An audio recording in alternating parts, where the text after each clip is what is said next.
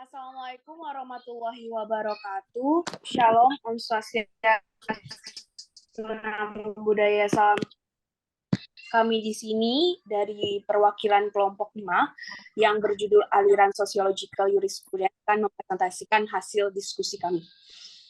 Di sini adanya pemahaman, lalu adanya latar belakang, dan penerapan-penerapan yang berlaku di Indonesia, khususnya mengenai aliran sociological jurisprudence. Dan nantinya akan dipresentasikan oleh kawan-kawan saya. Yang pertama akan dijelaskan oleh Rimba Tirta Pangrango, Kota Tahri. Terima kasih. Oke, 1. Definisi singkat sosiologikal jurisprudensi. Sosiologikal jurisprudensi merupakan salah satu aliran dalam filsafat hukum. Aliran ini memandang bahwa hukum yang baik haruslah hukum yang sesuai dengan hukum yang hidup di masyarakat. Aliran sosiologikal jurisprudensi dengan tegas memisahkan antara hukum positif, the positive law, dengan hukum yang hidup, the living law. 2. Apa yang dikaji di dalam sosial jurisprudensi.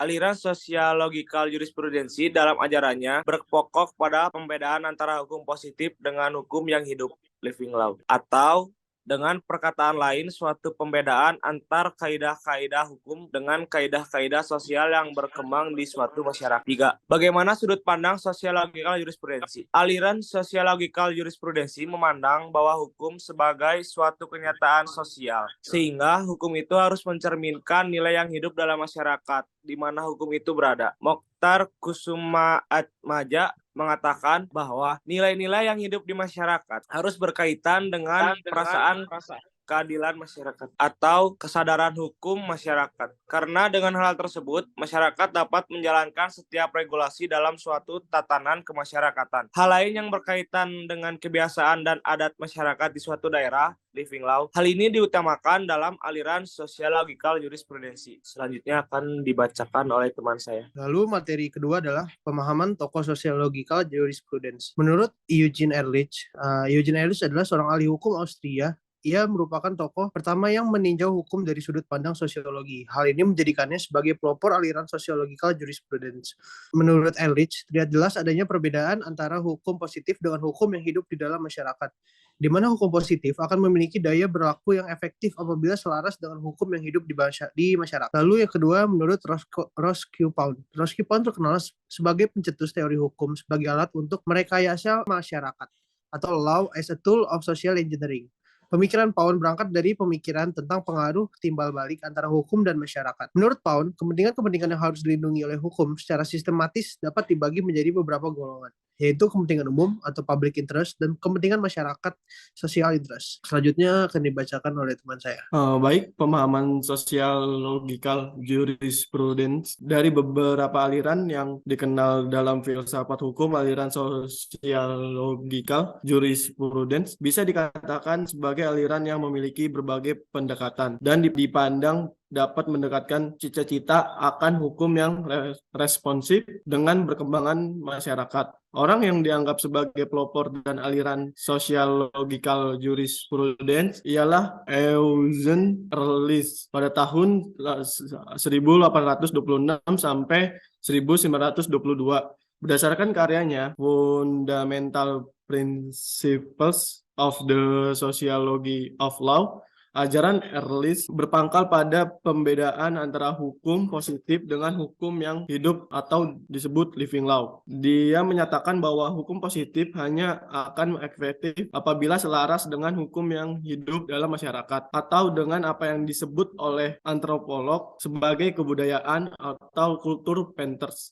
Jika sosiologi jurisprudence, cara pendekatannya bermula dari hukum ke masyarakat, sedangkan sosiologi hukum sebaliknya dari masyarakat ke hukum atau sebagai reaksi terhadap suatu regulasi yang telah dibuat. Baik, selanjutnya akan dibacakan oleh teman saya. Oke, selanjutnya tentang penerapan sosiologikal jurisprudensi. Hal ini sesuai dengan kewajiban hakim sebagai telah dicantumkan dalam pasal 27 ayat 1 Undang-Undang Nomor 14 Tahun 1970 tentang ketentuan-ketentuan pokok kekuasaan kehakiman sebagai berikut. Hakim sebagai penegak hukum dan keadilan wajib menggali, mengikuti, dan memahami nilai-nilai hukum yang hidup dalam masyarakat. Gagasan negara berdasar atas hukum muncul dari para pendiri bangsa ini dengan dilandasi oleh prinsip-prinsip demokrasi dan keadilan sosial serta dilatar belakangi dengan kebiasaan masyarakat. Artinya, hukum dan segala wujud nilai-nilai yang kemudian diimplementasikan ke dalam peraturan perundang-undangan tidak boleh menyimpang, baik secara nyata maupun tersamar dari prinsip-prinsip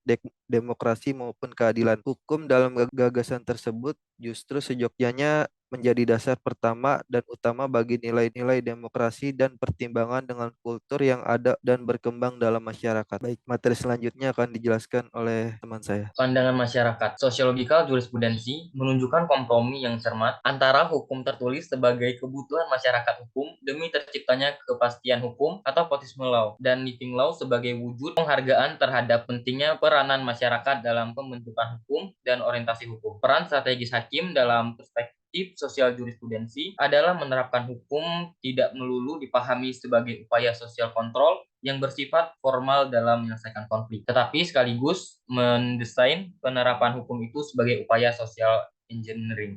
Tugas yudisial hakim tidak lagi dipahami sekedar sebagai penerap undang-undang terhadap peristiwa konkret berupa berbagai kasus dan konflik, atau sebagai sekedar corong undang-undang bonca de la loi, tetapi juga sebagai penggerak social engineering. Para penyelenggara hukum harus memperhatikan aspek fungsional dari hukum, yakni untuk mencapai perubahan. Dengan melakukan perubahan hukum selalu dengan menggunakan segala macam teknik penafsiran dan perbandingan terhadap kultur yang berlaku pada masyarakat. Selanjutnya akan dijelaskan oleh teman saya. Ya, demikian presentasi yang kami sampaikan dari tim 5. Berikut ini adalah daftar pustaka. Ya, semoga bisa menjadi bukti dari apa yang kami tulis dan semoga bisa menjadi seperti yang diharapkan oleh Bapak dosen. Demikian yang bisa kami sampaikan dari tim 5. Wassalamualaikum warahmatullahi wabarakatuh.